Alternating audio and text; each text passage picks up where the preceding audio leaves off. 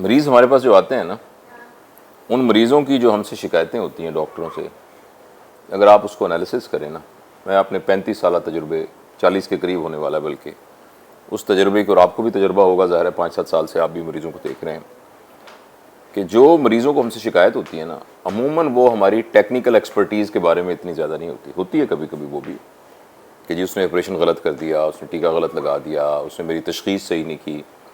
लेकिन जो मेन शिकायतें होती हैं वो मरीज़ों की रवैये के बारे में होती हैं, कि आपका ना एटीट्यूड ठीक नहीं था।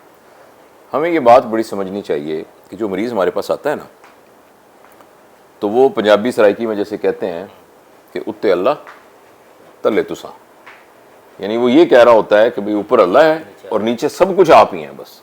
और मरीज़ आपकी ऐसी बात को ध्यान से सुन रहा होता है और इस उम्मीद के साथ, जिस डॉक्टर से मरीज़ दिखाने आता है ना, इस उम्मीद के साथ आता है कि इसके ज़रिए से मुझे शिफा मिल जाएगी और ये मुझे जो भी दवाई देगा, जो मेरा इलाज करेगा। दूसरा, हर डॉक्टर के बारे में ना मरीज़ के जहन में उतना एतबार होता है ना, इतनी ज़्यादा उसके अंदर यकीन होता है और उसे इस बात का भरोसा होता है कि जो ये बात कहेगा वो सही। अब मेरे तजर्बे में आया है कि मैं अब एक सीनियर पोजीशन में यहाँ काम करता हूँ, किसी पेरीफेरी के डॉक्टर को दिखा के आए ना मरीज़, और उसने कोई एक बात कह दी कि डॉक्टर साहब आप भाई आपके तो मैदे में सोजिश है, आपके मैदे में सोजिश है, तो वो जो है उस बात पर पक्का हो जाएगा। और आप उसको जितने मर्जी टेस्ट करते जाएं, जो मर्जी बताते जाएं, अपनी जो मर्जी एक्सपीरियंस बताते जाएं, वो आगे से ये कहेगा डॉक्टर साहब वो फलाने डॉक्टर ने कहा था कि मेरे मैदे में सोजिश है। यानी जो बात मुंह से हम निकालते हैं ना, वो पेशेंट के लिए एक हरफ आखिर बन जाती है। तो बस हमें यही बात याद रखने की बहुत ज़रूरत है, यही बात याद रखने की बहुत ज़रूरत है कि जो पेशेंट हमारे पास आता है, हमने उस पेशेंट के इस एतबार को धोखा नहीं देना। और सबसे अहम बात है कि मरीज़ की बात को तवज्जो से सुनना है। कई दफ़ा डॉक्टर आप देखें ना कि आपने देख लिया कि यार इस पेशेंट को ये वाली बीमारी है, आपने उस बीमारी का अंदाज़ा लगा के ना, और आपने सही अंदाज़ा लगाया, आपने मरीज़ की बात ही नहीं सुनी, उसकी तरफ देखा भी नहीं, उसकी हकीकत ही नहीं सुनी, और आपने चुप कर नुस्खा, हो सकता है वो नुस्खा आपने ठीक लिखा है, मगर पेशेंट का वो जो कॉन्फिडेंस है ना और पेशेंट का जो एतबार है ना, वो बिल्कुल आपके ऊपर नहीं बनेगा। लिहाजा मेरी ये एडवाइस है कि आप पेशेंट की बात को तवज्जो से सुने। और बाज़ औक़ात ऐसा होता है कि आप मरीज़ की बात को सुनते हैं तो मरीज़ के एक फ़िक्रे से आपको डायग्नोसिस का क्लू भी मिल जाता है। आप कभी भी इस बात के ऊपर ट्रस्ट नहीं कर सकते कि जो कुछ मरीज़ के जो कुछ आपकी अपनी असेसमेंट है इनिशियल, और एक तरह की ना एब्रप्ट किस्म की असेसमेंट है, वो असेसमेंट सही है। आप पेशेंट की बात को तवज्जो से सुने। पेशेंट आपको एक क्लू देता है बाज़ औक़ात, डॉक्टर साहब मेरे ना यहाँ बहुत दर्द होता है और जब मैं खाना खाता हूँ ना तो फिर मुझे बड़ा पसीना आता है और दर्द होता है। एकदम आपको क्लू मिलता है कि ये किस किस्म का पेन होगा। पेशेंट कहता है मेरे यहाँ ना बड़ा दर्द है और डॉक्टर साहब ये दर्द जब मैं आगे को झुकता हूँ ना तो ये मेरा दर्द कुछ बेहतर हो जाता है, लेकिन जब मैं सीधा बैठता हूँ तो दर्द बहुत। अब इससे एकदम क्लू मिलता है कि ये रेट्रोपेरिटोनियल कुछ चीज़ है। इसलिए तमाम डॉक्टरों के लिए बहुत ज़रूरी है कि पेशेंट की बात को ना अपनी डायग्नोसिस के लिए जितना डाटा चाहिए उसके लिए भी सुने, और नंबर 2 ये है कि मरीज़ की तसल्ली, उसको उस एम्पैथी का एहसास ही नहीं होता, ये करें। नंबर 1 बात। दूसरी बात ये है कि बाज़ डॉक्टरों के बारे में ना ये शिकायत होती है कि जी वो सख्त हैं, वो डांटते बहुत हैं। देखिए मरीज़ के लिए ना ये आपके लिए 200 मरीज़ आपके पास आते हैं, जैसे आपको ओपीडी में 200 मरीज़ आते हैं सरकारी में, किसी के पास क्लिनिक में 20 पेशेंट आते हैं, किसी में 25 पेशेंट, किसी में 10 पेशेंट आते हैं, लेकिन उस मरीज़ का तो एक ही प्रॉब्लम है ना। अगर वो आपसे एक बार 4 दफ़ा पूछ रहा है डॉक्टर साहब मैं ठीक तो हो जाऊँगा, डॉक्टर साहब मैं ठीक तो हो जाऊँगा, अब उसके जवाब के अंदर आपका जी इंशाल्लाह आप ठीक हो जाएंगे, डॉक्टर साहब मुझे सच सच बताया मैं ठीक हो जाऊँगा, तो हाँ जी इंशाल्लाह अज़ीज़ अल्लाह ताला करम करेगा आप ठीक हो जाएंगे, डॉक्टर साहब मुझे कुछ होगा तो नहीं, मेरे छोटे छोटे बच्चे हैं। अब इस बात से चिढ़ने की कोई ज़रूरत नहीं है। आप चिढ़ के शाउट करें, ज़ोर से बोलें, उसकी निस्बत बेहतर है कि आप 5 दफ़ा फिर बता दें, 6ठी दफ़ा फिर बता दें। और एक ना बहुत ही मैं अपने जूनियर्स को और अपने स्टूडेंट्स को ये बात हमेशा ये कहता हूँ कि हमें तो ना बहुत आसान तरीका है ये गाइडलाइन डेवलप करने का कि मैं इलाज के लिए क्या प्रिंसिपल इख्तियार करूँ।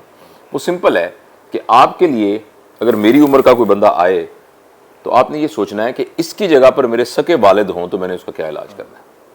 अब देखिए आपके गलती करने के इम्कानात कितने कम हो जाएंगे। आप कोई भी नाजायज़ टेस्ट नहीं करवाएंगे, आप कोई भी गलत टेस्ट नहीं करवाएंगे, और कोई ऐसा टेस्ट जो बहुत ज़रूरी था उसको आप मिस नहीं करेंगे। फ़र्ज़ करें उनके टेस्ट की ज़रूरत है LFTs की, तो आप कहेंगे हाँ मैं LFTs करवाऊंगा, और LFT की ज़रूरत नहीं है तो आप नहीं करवाएंगे अगर आपके सगे वालिद हों।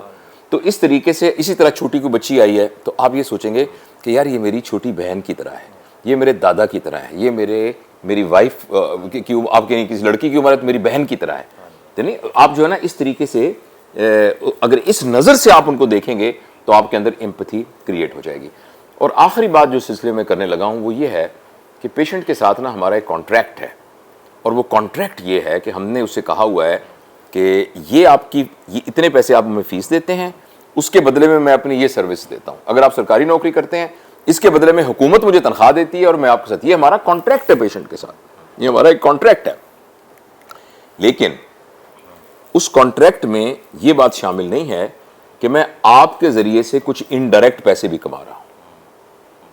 लिहाजा ये जो शिकायत फार्मास्यूटिकल कंपनी से अंडर हैंड डीलिंग करना, लेबॉर्ट्री वालों से अंडर हैंड डीलिंग करना, लेबॉर्ट्री वालों से कमीशन लेना, दवाइयों के से अंडर हैंड कमीशन लेना और ये करना, ये बात बहुत मैं दुख से कहता हूं कि ये इतनी कॉमन है कि अब आम मरीजों को भी ये बात पता होती है।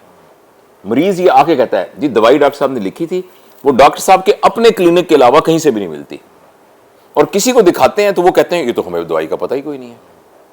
आम मरीज इस बात की शिकायत करते हैं, डॉक्टर साहब ने लिख के कार्ड दिया कि फलानी लेबॉर्ट्री में आपने जाना है और वहां से टेस्ट करवाना है, और वो लोग बेवकूफ नहीं होते, वो अंदर से समझ रहे होते हैं कि बेसिकली इसका क्या मतलब है। तो इसलिए, और अगर उनको ना भी पता चले, हमें ये बात ना जरूर समझनी चाहिए कि एक शख्स जो कारोबार करता है ना लोहे का, लकड़ी का, उसके लिए जितना हलाल हराम है ना, हमारे काम में शायद हलाल हराम की शिद्दत उससे भी ज्यादा है। तो लिहाजा, और दूसरा ये कि डॉक्टर तो सारे खुशहाल ही होते हैं, कौन सा डॉक्टर ऐसा है जो खुशहाल नहीं होता। लिहाजा अपने पैसों में थोड़ा सा इजाफा करने के लिए हलाल हराम की तमीज़ को ख़त्म करना और मरीज़ को एक्सप्लॉइट करना। एक पेशेंट जो पता नहीं अपनी बकरी बेच के आया हुआ है, पता नहीं कैसे पैसे लेके आया, देखिए ना, तो उसके ज़रिए उसके सिर्फ इसलिए कि हमने फ़लाँ मेडिकल रैप से हमने कुछ थोड़ा सा उससे हम ओब्लाइज हुए हैं, तो उसको खुश करने के लिए उसकी दवाइयों को लिखी जाना, अनलेस एंड अनटिल, यानी उस मरीज़ को उसकी कोई ज़रूरत ही नहीं थी। इसी तरह गैर ज़रूरी टेस्ट करवाना, और उसके अंदर फिर उन टेस्टों के अंदर भी एक कमीशन का एलिमेंट होना।